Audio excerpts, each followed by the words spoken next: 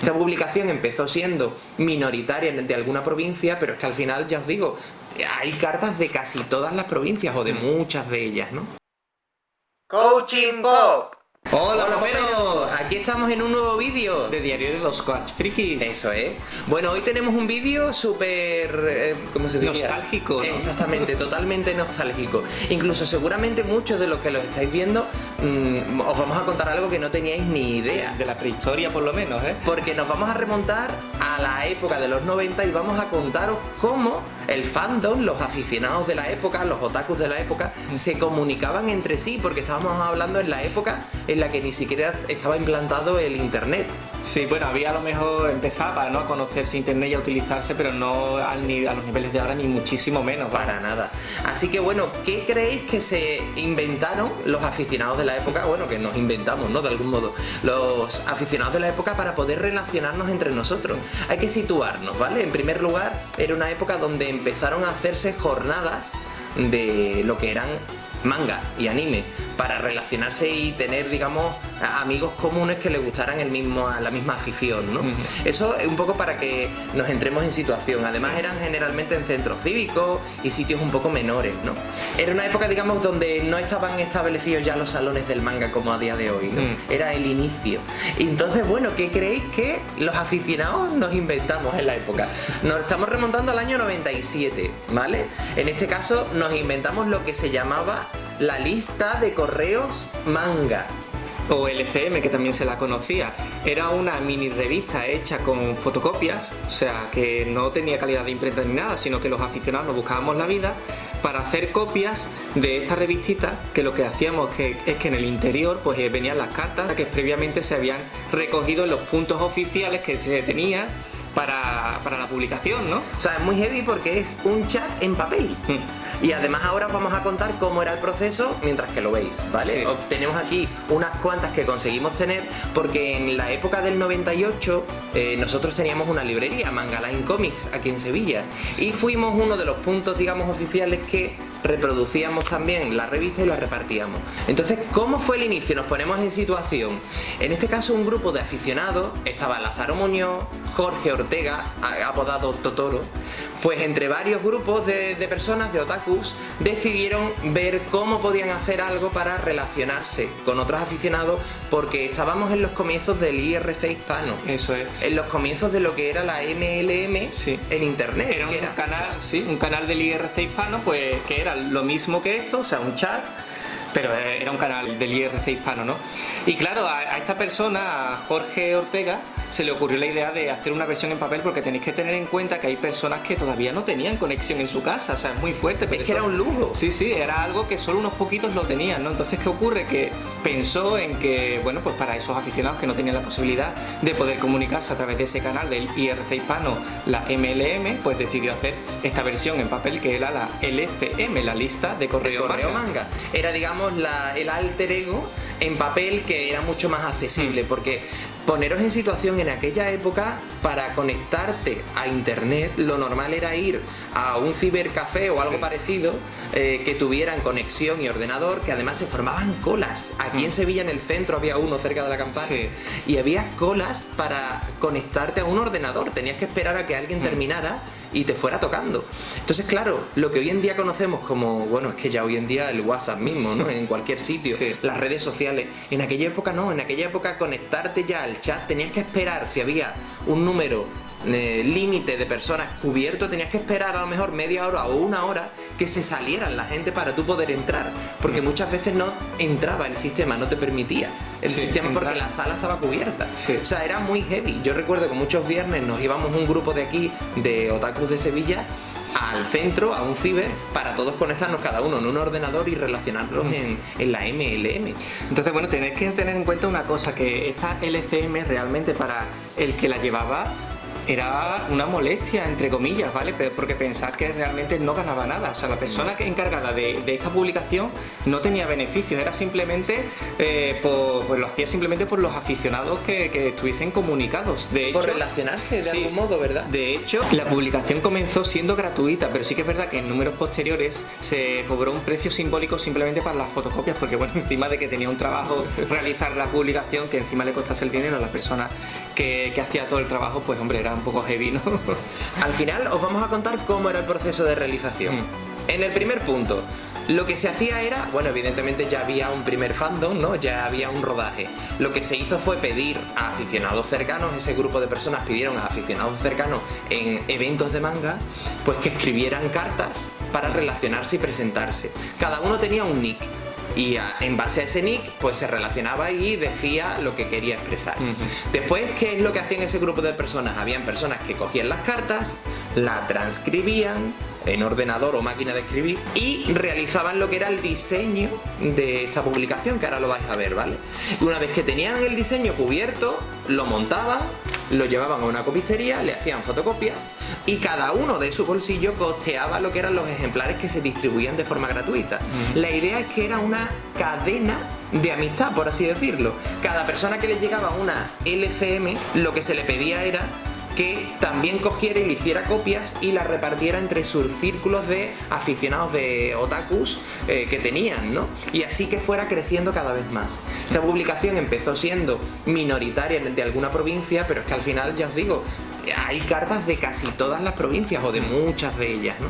En la publicación podías no solo enviar tus cartas, sino que también podías enviar dibujitos. Lo que pasa es que, bueno, se veían regular porque, claro, eran copias, ¿no? Sí. Pero estaba muy guay porque era una forma, pues, de llegar a conocer a otras personas que tenían tu misma afición, ¿no? Sí. Los puntos neurálgicos en aquella época eran las librerías de cómics y la LCM y la MLM, no había nada más para relacionarse con otras personas. Las asociaciones que iban formándose. Nosotros entonces recuerdo como en el año 98 en esa librería decidimos ser un punto, digamos, de reparto, y es que recuerdo de hacer cientos y cientos de fotocopias para repartirlas en todo el público de Sevilla que venían a la librería o que conocían y se lo daban a otros, ¿no? Es como que algunos decían, ay, pues me voy a llevar 20 que le voy a repartir entre mi instituto o en tiendas de videojuegos, da igual. La cuestión es que era totalmente manual, era como enviar un correo electrónico, pero con personitas que están en el proceso encadenadas.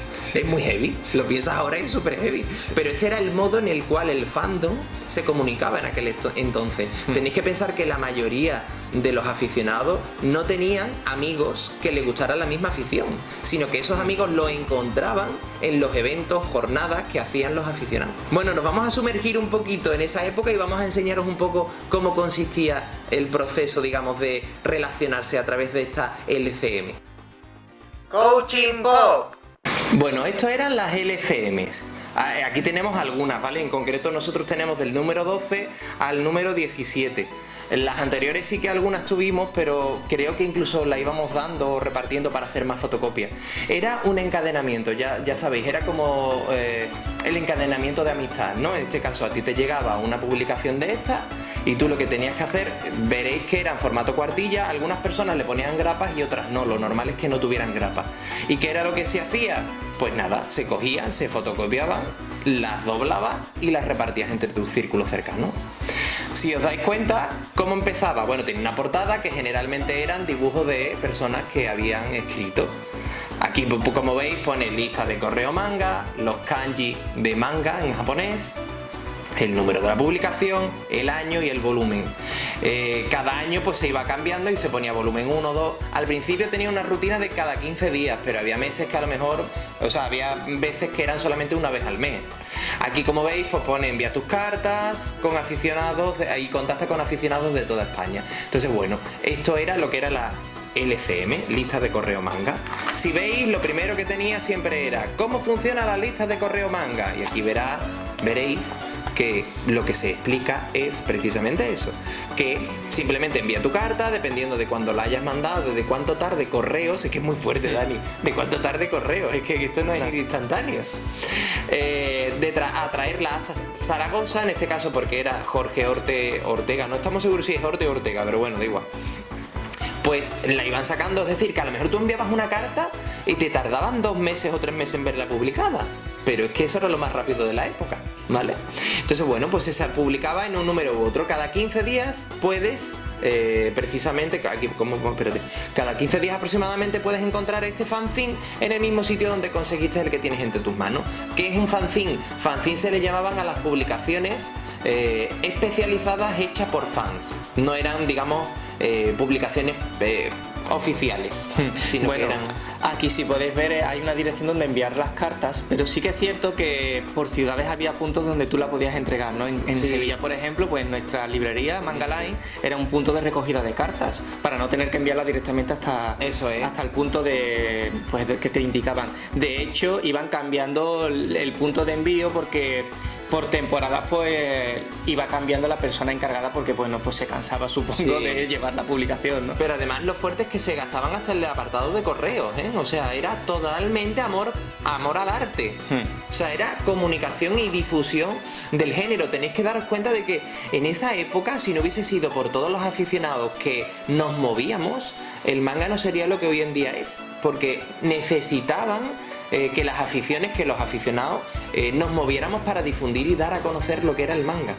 Bueno, en este número en concreto, la editorial está escrita por Jorge Ortega, aquí yo creo que es Ortega, ¿vale? Totoro, alias Totoro, y esa es la editorial que escribía. Y bueno, en este número lo que se habla es de un altercado que ocurrió con Estudio Inu, y además una cosa muy fuerte que ya no nos recordábamos, y es que en esta época, en el año 97, 98, los fans se unieron y hacían protestas amistosas por la calidad y los precios de Norma Editorial. Sí. Norma Editorial tenía un formato que ya hemos visto en otro vídeo, Prestigio, y valían 375 pesetas, lo subieron a 395, pero el papel era muy amarillo, muy malo, ¿no? Y las personas que hacían en cada evento hacían una sentada, se sentaban enfrente del stand de Norma a protestar de forma totalmente pacífica, hasta el punto que aquí incluso se relata el cómo Mangafilms, hasta de forma jocosa, le llevó un troquelado de porco rosso de la época, porque fue cuando la lanzaron, para que estuviera también en la sentada a Norma Editorial. Una cosa súper... Es que tenéis que tener en cuenta que en verdad las editoriales estaban aprendiendo también sobre la marcha. Sí. No sabían cómo publicar manga en un país occidental. No había todavía el fandom que hay hoy en día, que entiende de las publicaciones. Simplemente pues tenían que buscar la mejor forma de que la relación calidad-precio fuese lo suficiente para el aficionado. Y claro, tenéis en cuenta que no estábamos acostumbrados a pagar un precio tan elevado como pueden ser pues 8 euros hoy en día, ¿no? En las antiguas pesetas pues a lo mejor 1000 o 1200 pesetas era muchísimo dinero. Totalmente. Y no contábamos con los recursos para gastarnos todos los meses ese dineral, ¿no? Sí. Aquí está el sistema, ¿vale? Primero, en negrita venía el nombre o el nick de la persona que iba a escribir. Una vez que esa persona ya estaba su nombre y su nick, con la ciudad, importante, porque siempre ponía la ciudad desde la cual escribía. exactamente. Había después el texto que la persona escribía, y cuando quería decir algo específico a alguien, como lo que ahora sería un mensaje directo o privado, claro, tenía que poner 3 asteriscos, ¿veis aquí? Asterisco, asterisco, asterisco, Karura. Y ahora a Karura le escribía lo que quería. Después otro asterisco a tal y lo mismo, ¿vale? Bueno, pues era el sistema de cómo se tenían que relacionar entre sí. Aquí se le han olvidado los asteriscos, pero en los demás sí están, ¿vale? Entonces, bueno, es muy heavy. De hecho, bueno, en esta LCM está escribiendo tanto Lázaro Muñoz como ese Jorge Ortega, Totoro, también Dak, que actualmente también escribe, ¿no? Sí, tiene tiras cómicas en Misión Tokio y creo que ha publicado algún cómic propio. Sí, veis, aquí lo pone, dibujo de DAC para el CGC Mix, no sé lo que es eso, pero bueno. Y veis, la gente enviaban sus dibujos y se publicaban al final. ¿Qué más había interesante aquí? Había incluso una lista de los mejores animes o películas. Bueno, había anuncios de jornada, Salón del Cómic del 98, Jornadas de Madrid, bueno, súper todo. Mira, Tomodachi, una asociación, la primera asociación oficial, o por lo menos así se anunciaban, de manga. Sí, de hecho, Tomodachi cogió mucho nombre porque creo que fue quien organizó las primeras jornadas o mini salón del manga en Barcelona. Cierto. Después ya creo que lo cogió Ficomic. De hecho, creo que Ficomic, creo que eran miembros de la antigua asociación Tomodachi. Creo que sí. Yo eso no lo sé, seguro, pero creo que sí. Y bueno, como veis, había hasta anime top 30, que aquí podemos ver cómo la gente, pues el primero era Evangelion, el segundo Ranma, bueno, había un montón, City Hunter era el 30, Totoro, estaba Kimagure, de hecho aquí hay un dibujo de Kimagure que pusieron, bueno, genial. Y aquí Manuel Ortega, que es que ponía su dirección para que la gente votara cuál era el manga que quería. Y bueno, esto era la LCM, nosotros tenemos el número 12, por cierto, mi nick era Line. Sí. Line, ¿no? Line, sí. Line, ¿vale? Y el tuyo, Dani, era... El mío era Yakumo porque yo era un friki de 3x3 ojos, como ya es sabréis. verdad, es verdad. Así que bueno, fijaos qué reliquia. Esta era el número 13, que se decidió poner 40 pesetas a modo de hacer más fotocopias. Es decir, la realidad es que seguía siendo gratuito, ¿vale? No se obligaba. Pero si alguien no lo paga, si alguien lo quería pagar, pues contribuía a que se pudieran hacer más copias. Porque tenéis que pensar que esto le costaba el dinero, nos costaba el dinero a todos. Nosotros cuando hacíamos fotocopias nos costaba el dinero, porque no había una publicidad a cambio, era simplemente la difusión del género. El dinero y el tiempo que requería, porque tenías que estar pendiente de las cartas que recibías, estar pendiente del apartado de correos, tenías que después pasar a ordenador o a máquina de escribir todas esas cartas. Sí. En verdad tenía un trabajo muy grande, o sea, requería muchísimo tiempo. Totalmente. Y después no solo eso, sino distribuirla por todos los puntos de la ciudad y enviarla a otros puntos de España, o sea, es que era un trabajazo realmente. Bueno, esto es lo que hoy os queríamos mostrar y es verdad que, bueno, de hecho, hoy no nos vamos a leer los contenidos, hay muchísimos, ¿no? Por cierto, Dak era súper activo, escribía muchísimo, y Chisai también, bueno, ya os hablaremos en algún vídeo de personas que en aquel momento pues ayudaron a divulgar el manga en España, en nuestro país, ¿vale? Los fanzines, bueno, Lázaro Muñoz, que en aquel momento era una figura muy popular, contribuyó mucho también a todo esto, ¿veis? El número 15, bueno. Así que si os interesa realmente que profundicemos y os desgranemos algo más de las listas de correo manga, tan solo tenéis que decirlo, ¿vale? Y veremos si realmente os interesa y lo podemos reseñar en próximos vídeos. Coaching Bob. Y bueno, esto es el vídeo de hoy, la LCM, lista de correo manga, el cómo los aficionados nos comunicábamos y difundíamos para dar a conocer lo que era el manga y el anime en España. Bueno, ¿y vosotros la conocíais la publicación? ¿Erais activos? ¿Escribíais cartas? Dejádnoslos en la caja de comentarios. Exactamente, dejadnos si la conocíais, que compartíais, si no la conocíais, ¿qué os parece este medio de divulgación, digamos, y de contacto, de interacción entre los aficionados? Tenía su puntito, su puntito bueno en el sentido de que cogías con unas ganas y con una ilusión cada nuevo número que llegaba, que lo devorabas. O sea, recuerdo que era como sentirte que existían personas como tú, porque éramos medios raros, medios extraterrestres, además, en aquella época. Es cierto que era todo como muy mágico, porque además, claro, tened en cuenta que internet eran los primeros años, ¿no? Y cualquier información que te llegase de Japón era como de otro mundo, ¿no? Entonces, el hecho de poder compartir información de ese otro mundo con otros aficionados era como, no sé, como que te sentías como arropado de alguna forma, ¿no? Es verdad. Así que bueno, si os interesa que hablemos algo más en profundidad sobre este tema, dejadlo en comentarios y veremos la posibilidad. Queremos saber si realmente os interesa. Claro. Así que bueno, hasta aquí este punto de la historia del manga en España, ¿vale? Así que nos vemos en el siguiente vídeo. Y recuerda, no te comas el coco.